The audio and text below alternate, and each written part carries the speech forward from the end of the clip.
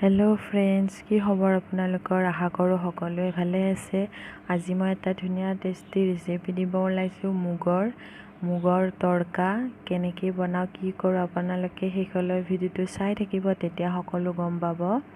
এয়া লৈছোঁ মই মুগখিনি 7-8 ঘণ্টা তিয়াই থৈছিলোঁ আৰু এতিয়া মই চিটি মাৰিব দিম কুকাৰত। অলপ নিমখ লৈছোঁ আৰু বাকীখিনি চাই থাকক আপোনালোকে। আৰু 3টা চিটি মাৰিব দিম।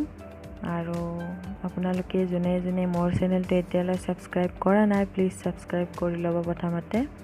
আৰু এতিয়া মই লৈছোঁ পিঁয়াজ এটা কুটি লৈছোঁ আৰু শুকান জলকীয়া 2টা, বিলাহী এটা কুটি লৈছোঁ আৰু আদা নহৰু জলকীয়া থেতেলাই লৈছোঁ অলপ।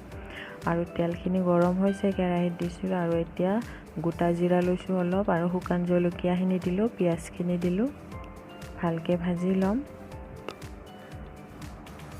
আৰু দিম মই এতিয়া আদা নহৰু আৰু জলকীয়া থেতেলাই থোৱাখিনি কেঁচা গোন্ধটো যোৱালৈ মই ভাজি থাকিম। আৰু এতিয়া কেঁচা গোন্ধটো যোৱাৰ পিছত মই দিম বিলাহীখিনি মই অলপ ভাজি ল'ম আৰু অলপ নিমখ দিম, তেতিয়া সোনকালে বিলাহীখিনি কোমলি যাব।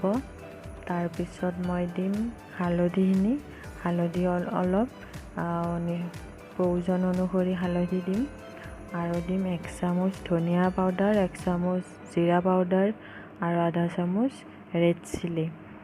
আৰু ভালকৈ লৰাই ভাজি ল'ম গোটেইখিনি।